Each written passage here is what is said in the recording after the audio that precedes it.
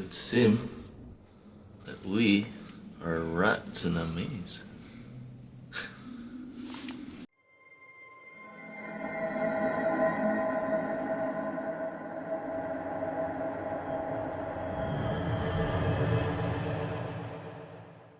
Picking up where we left off in Part 3, the Predator ship is approaching Earth, and everything is waking up. The intent was to harken back to the first Alien film, where the Nostromo came to life, and the scene does work well. The whaling station is an awesome set, and fairly accurate to real life, according to Anderson. Since we like to dig a little bit deeper here, I thought to look into this and located some interesting sites. One belonged to the famed explorer Shackleton, who simply abandoned his Antarctica hut in 1909, and this is that very hut with its contents still intact. Then there was Robert Falcon Scott, who was exploring the South Pole. He and his team would all die. As you can see above, they had an interesting base, complete with laboratories, kitchens, and an unfortunate dog that died when no one returned to free it. The explorer named Shackleton from the earlier hut did come to this one and stayed here for a short time after everyone had died. He added contents to the base, but he left, and since 1917, it has been pretty much untouched. For an actual whaling station, there is Leith Harbor in South Georgia, but you can see it's not been holding up well since 1965, but it gives you an idea how decay and time would look a little more distant to the pole. I really like what they did in the movie, and if Bovatoya is a constant freezer untouched by anything, the exploration posts in Antarctica do lead credence to Anderson's claims. Now, I firmly believe that Paul W.S. Anderson is a great visualist for the Alien franchise. His problem was consistency, but this movie attests to a lot of his good skills. Two specific shots that are interesting during the early part of the film are something that looks like an alien tail and Miller's approach to the abandoned shack, which is very reminiscent of Aliens. There was a deleted scene where Miller was being dumb again and did not have his hat on. Since he's a stereotypical doofus, Lex would lecture him, and I'm glad it was taken out. Hey Lex, let me take a picture? Put your hat back on. Sorry? Put your hat back on. Oh yeah, it's really bloody itchy. But the film allows another eye-rolling scene where Miller listens to no one and goes off alone. It's a scene we've seen in almost every B horror movie. What's more tragic is Ridley Scott used this trope in later Alien movies too. And I suppose it's appropriate that Miller carries out this trope. But Anderson has used these tropes in his movies before. There's no need to copy them to a new movie.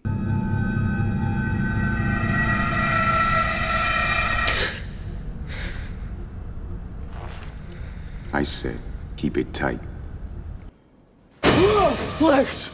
No one goes anywhere alone. There's something. When we return to the Predator ship, the hunters gear up, and a shot not in the film was the young hopeful staring at Earth as the ship approaches the planet. This would then lead to the tunnel scene where Lex saved Wayland from falling below. When falling down the tunnel, Lance was pulled on a board with wheels. The tunnel was flat, not angled, as you can see here. Originally, after the Predators would land, a hand would emerge from the pods, but they opted to not use this in the final film. Another deleted sequence that was in the shooting script was after the crew was sent below, Quinn would remain topside, and suddenly most of the others around him would arm themselves to secure the site. Quinn, not knowing what was going on, would challenge them, and they would state they were protecting the claim, either from Russians, Chinese, or other companies like the Wayland Company. Disgusted, Quinn would leave them alone. Now, there was a deleted scene where the team walked through the temple on their way to the sacrificial chamber. However, this footage was just eye candy and therefore wasn't used. The predators themselves in this film lack the stature of Kevin Peter Hall. Truthfully, there will never be another predator like him, just as there will never be another Balaji Badejo, because those actors were so tall and so thin, the costumes they wore look more fitted and natural. Plus, their body movements were exact. In this film, the two predators that appear alongside Scar were just muscular suits that did not impress, and even at times, Scar looks too bulky. But I will say that Ian White, who played Scar, did a very admirable performance with Scar's body language and quirks. He did a really good job. Now, it's important to understand that whenever you see a predator alone on screen, it's Ian White, whether it's Celtic, whether it's Chopper, whether it's the Elder. That's why when all predators are on the screen, the other two predators look bulky and short. White would return for AVP Requiem and Prometheus, but those roles pale in comparison to what he did with Scar. What most don't realize is that these three predators are actually brothers. The oldest is Celtic, who would fight Grid and lose.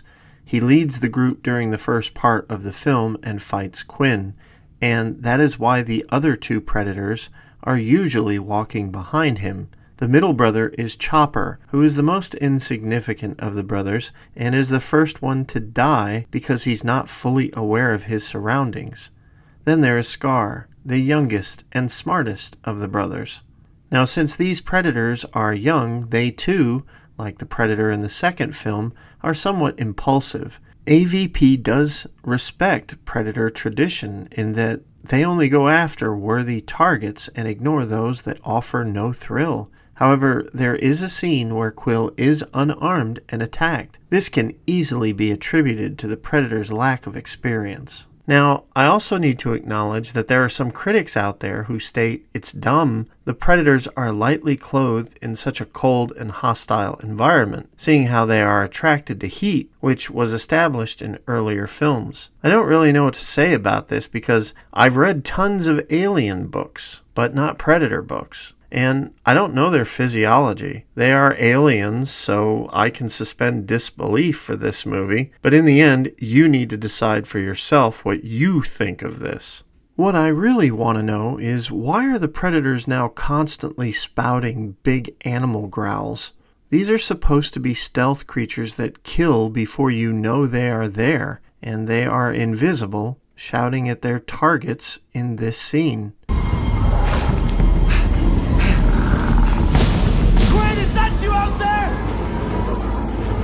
Then for the rest of the movie, they blurt the noises out repeatedly. I mean, even the aliens make this sound. It's just a failure on a creative level. It's dumb. Delete these uninspired, real-world animal sounds from the predators, please. Now, the production design of this film is positively inspired, and to be honest, I would say it's worthy even for the first Alien film. The look and location of this film was brilliant, and I know some folks are positively against a film depicting a xenomorph on Earth before Alien with Ripley, but if you had to do it, this is the only way to do it. Not only is it in a harsh environment, away from civilization, but it's beneath said ground, which is beyond the eyes in the sky. At the end of the film, there is just some lady's account and a spear, which would most likely be taken or detained by authorities, either to cover up her claims or to investigate it, in which they would find nothing but piles of snow and a crater in the ground. Lex would just be another person who saw something among millions. The premise is perfect, and hats off to the concept. Now, if you really wanted to push the argument, you could say that a past culture having aliens in a temple not far from them and it not getting out of control is unbelievable and unsustainable. I would ask why. Yes, things could get out of control, and the film states that whole civilizations disappeared without a trace because of it, which is a nice touch. And most likely the Predators learned from this, because you see at the end of this film, the Predator ship is still there, watching the confrontation between the Queen and Lex at the end. They didn't leave. Could they not have contained it by using weapons on their ship if the youthful Predators failed? I'm sure that ship could have zapped the whaling station to bits and the aliens along with it if things didn't turn out well. The aliens were controlled by the Predators, not the humans.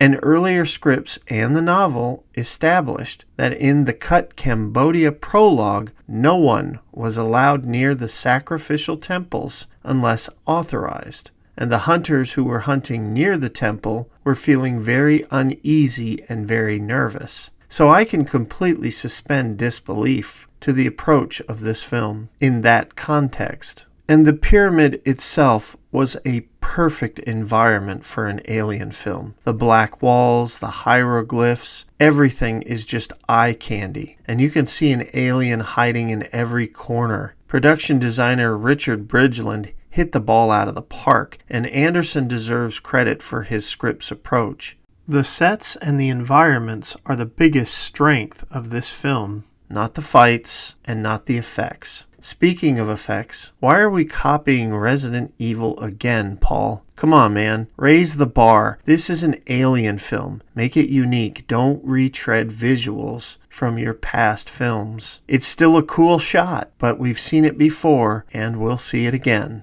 During the fight between the Predator and Quinn, Karsten Norgard broke a rib during the fight with Ian White. He soldiered through it, though. In the original script, Sebastian had help figuring out how to open the sarcophagus. I've heard some comments that it's too easy how he opened it, but it is what it is. It's not much different than Indy figuring out puzzles quickly, so I'm not going to make a big deal about it. After all, he can read the hieroglyphics. So if the date was exactly 100 years before the current day, that might be a big hint. Moving on. Most critics of this movie also say the dumbest line in it is when Miller says this. Because this is like finding Moses' DVD collection. I must be an oddball then, because I love the line. I think it completely fits the situation. It can be deemed corny, but it always worked for me. And I think it's the only line that I really liked from Miller in the movie, right, wrong, or indifferent. I mean, can you imagine finding spaceman guns in ancient pyramids? It would be like finding Moses' DVD collection. Now, I've also heard that there are a lot of critics out there who think the shifting pyramid is not only stupid, but the fact that the Predators suddenly teleport below to the lower levels and bypass the sacrificial chamber makes no sense. Although this can be a problem, I'm open to the fact that the Predators might know the layout of the building or know secret ways to get below. Even in the earlier script, Scar would use his arm pad to shift the pyramid by himself. However, that doesn't mean that's what he can do in the final product. But it's a passable problem I can get beyond. The thing I can't get behind is the incubation process suggested in this film. Alien made it clear gestation took a long time, and Kane was immobilized during his impregnation. It took a believable amount of time for the alien to come to term too. In this film, from the moment a facehugger hits a face to when an alien becomes an adult takes an extremely short period of time. And that's a major believability problem for me. So let's break this down. Now, the moment a facehugger jumps on Scar, it has impregnated the Predator, falls off, and dies in exactly 7.5 minutes. We know this because the moment Sebastian's watch goes off, there is exactly 10 minutes till the wall change again, and both Lex and Sebastian decide to give the Predator his gun back. You can argue that the Predator is different from humans and it takes a shorter time, but I'll respond that that's a desperate excuse and doesn't address the main problems of this film, which is ignoring details. So let's continue with this film's proposed idea that face-hugged victims are conscious and aware while this thing is on your face. You can move, hear, and respond to things, which means if a victim is hugged, they can harm themselves or the creature during the process. So if you are to take this movie seriously, Scar would be conscious as well while the facehugger did its deed. He would have known he had an alien inside him, so at that moment, he would know it's over. His two brothers are dead, and everything is out of control. He is going to die soon and add to the alien infestation problem. Truthfully, Scar might as well nuke the place now before the aliens break out of the temple. Now, since we like to look at all sides of the argument, I will say there was a deleted scene where Scar tried to stab himself at the end of the film before he died. This scene would have established he knew there was a chest burster in him and was trying to finish the job. But of course, why keep something in the film that would make sense of something that doesn't? Then there is the human incubation period as well. Now, I'm the type of person who loves alien films. I'm biased towards the movies, and I'll admit it. I want to love them, but this film is completely shattered when you ponder some of the details. So I'm going to go through what we see on the screen. After the weapons are taken, the first shift occurs. In that time, the sacrificial chamber trap occurs, and the group below encounters the predators for the first time. During that fight, another shift occurs, which means under 10 minutes have passed since Russo was facehugged.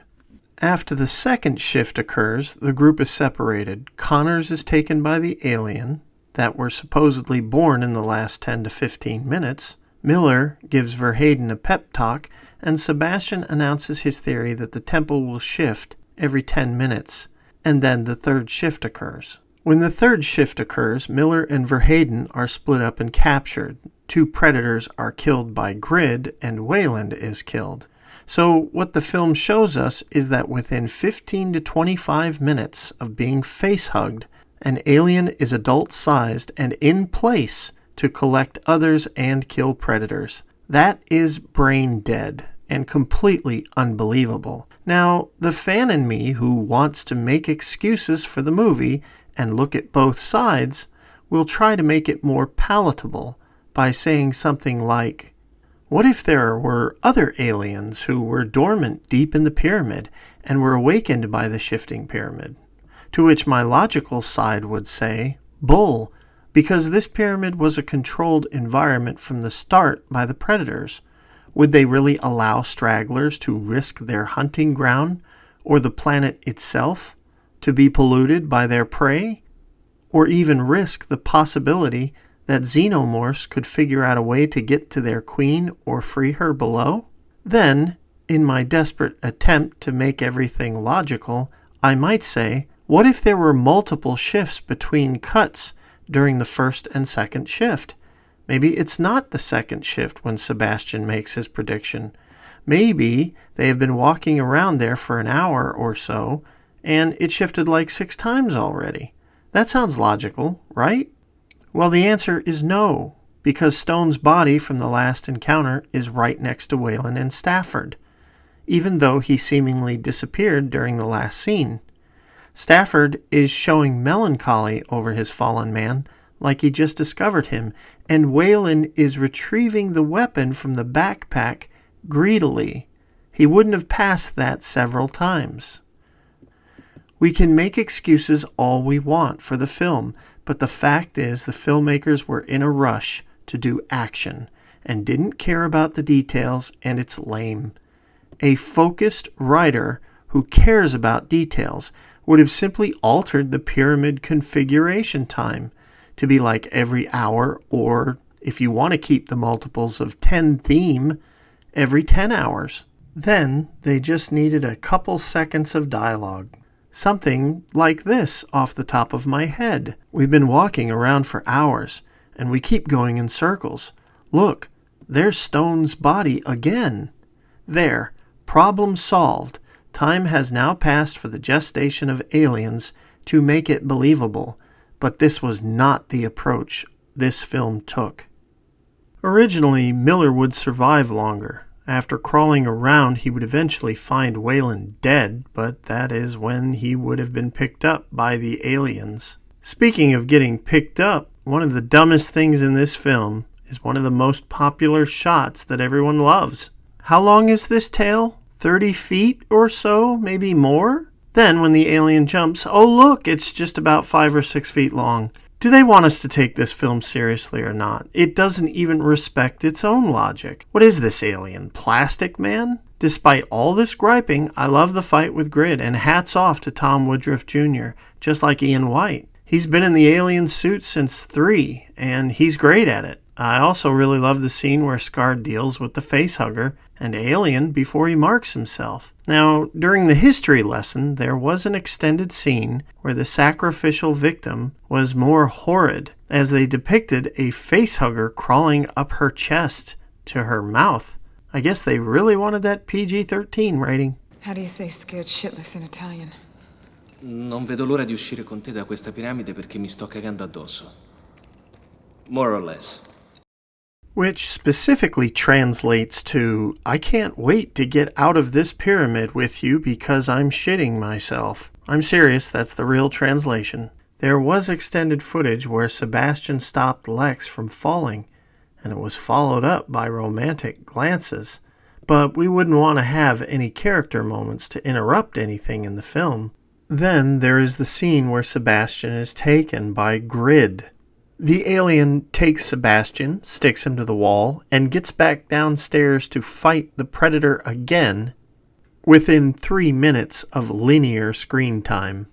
I'm not sure if the filmmakers care about consistency and believability at all at this point. You know, this movie is frustrating because I enjoy watching this film, but I have self-awareness to be honest when I'm watching something that is not being the best it can be. The aliens in this movie are just bloodthirsty and dumb. A perfect example is when the Predator throws the alien. Instead of returning to fight the most dangerous target that can kill it, it goes after Lex without thought and kills itself by jumping onto a spear. It's lucky that acid never got on her, even though the alien is right above her. Then we have Lex and the Predator becoming buddy-buddy and running to the Batman theme.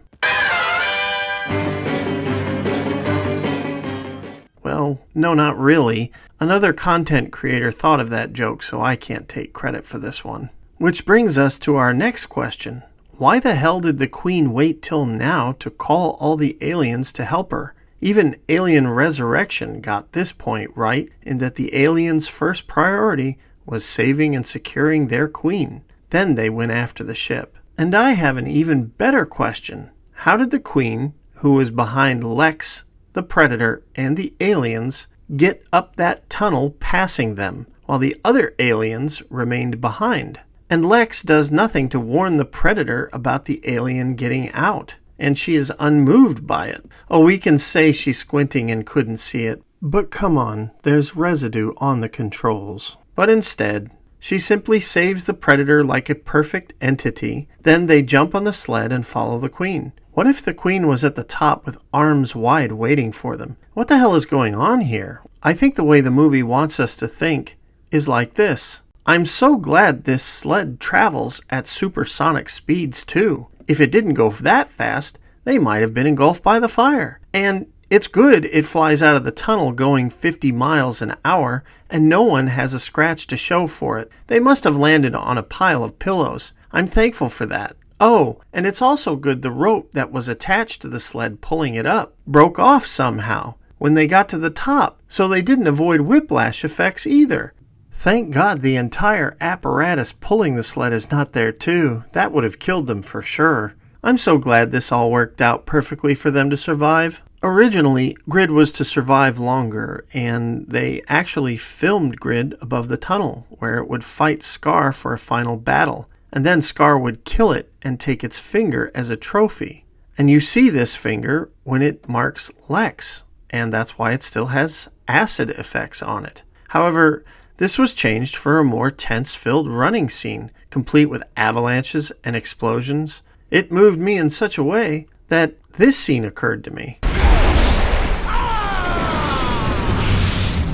Paul Anderson claims there are chunks of alien pieces in the background here, so you might want to look for those when you re-watch the film. But after all this, whenever I watch this movie to this point, I may be entertained, like I'm watching a B-movie, but I get real frustrated at this moment. Look at Lex's reaction to the predator growling at her and showing its face. There is nothing but minimal shock, and her emotion is just terrible. Now, the mean critic is going to come out of me now, and I'm going to just say it.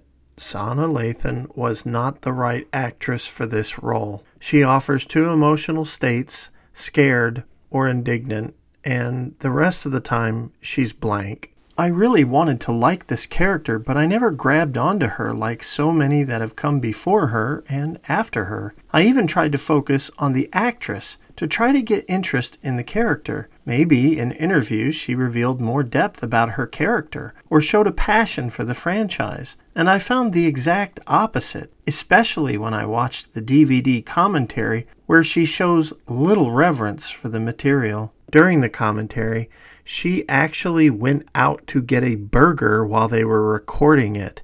When she came back, she ate while talking, and she made time to interrupt Lance Henriksen and Paul Anderson multiple times when they were speaking. Sadly, studying the actress as well as the DVD commentary just made me like the character less, and that's too bad. Her performance was passable, but this film needed more investment and the desire to give more range. Of course, we can all blame Paul W.S. Anderson for his directing, and there is merit to that, but she should have ownership of her own performance as well. And in my opinion, I felt like she was just phoning in this part. So we get to the Queen fight, and of course Lex saves the day, and then the Predator dies, while many complain that the Queen wouldn't stab Scar and endanger the chestburster inside. To which rebuttals state that the Queen doesn't stab Scar where the baby is. Anderson stated the Queen stabs him in the chest, not the chest cavity, where the newborn would be. Whatever the case, one must believe what one chooses, and we are not going to say which is right or wrong. One of the moments that they do pay attention to detail is that, if you notice, no predators have helmets on during the end. Thus, they can't see the pred alien inside their comrade. However, this also means they can barely see Lex and, most likely, the fight that just occurred. You see, for every problem solved, there is a new one in the movie. Now, the tractor still running at the end makes sense, because if you turn these engines off in this environment, they freeze. If you respect the 10-minute shift logic, the gas would have lasted this long for sure, and she could safely leave. AVP is one of the better Alien Predator films after Alien 3, and that is very sad because it's a logical mess with characters that could have been so much more, and a leading lady that does not stand out in her performance or character traits. There is so much to like about this movie, and yet so much to frustrate detail-caring moviegoers. When I saw this movie in 2004, it was a rough time in my life.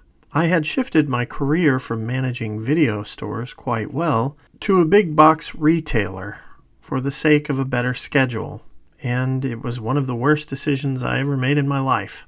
For the next 10 years, I would stay with a company that cared little about its associates and pretended to care about them, and it was one of the top 2 retailers in the United States. Being a new manager in Montoursville, Pennsylvania, with experience, I saw that the only people who were promoted were butt kissers and BS artists, and I knew I didn't fit in there, so I was restless. But I did what I had to do to support my family. Since I was a huge Alien and Predator fan, I was so gratified that a new movie was coming out and with both franchises. I was really stoked. When the AVP novel came out, I had just transferred, and I read it months before the movie came out, and I loved it. The novel repaired many logic gaps in the film, but when I went to see the movie, the novel was fresh in my mind, so many errors I didn't notice when I watched it. Through the years, I realized many hated this film, and I never understood why, until I finally decided to watch the film without any novel information in my mind. And that was when I truly saw this film for what it was. Now, I will say there was a monumentally positive thing about this movie, and that is the soundtrack. Being restless, I started writing again. And when I wrote, I did so with the AVP score playing in the background. The score has a ton of great themes. It is mysterious, lonely, and engaging. I won't say it's the best score out there, but it works for the film. And as I was writing my second novel, the soundtrack worked very well. Despite all my gripes with the film, it's fun. In the same way I see a lot of B movies as fun. And that's about the best I can say about Alien vs. Predator. With that said, we have come to the end of another video. Next up is Escape from the Planet of the Apes. And no matter how you feel about Alien vs. Predator, just remember, there's always a worse Alien or Predator film to watch besides this one. Why are you here? I had a run-in with a space alien. We will see you next time. If you like what you see here, click like and subscribe. Super thanks helps, but sharing helps a lot too.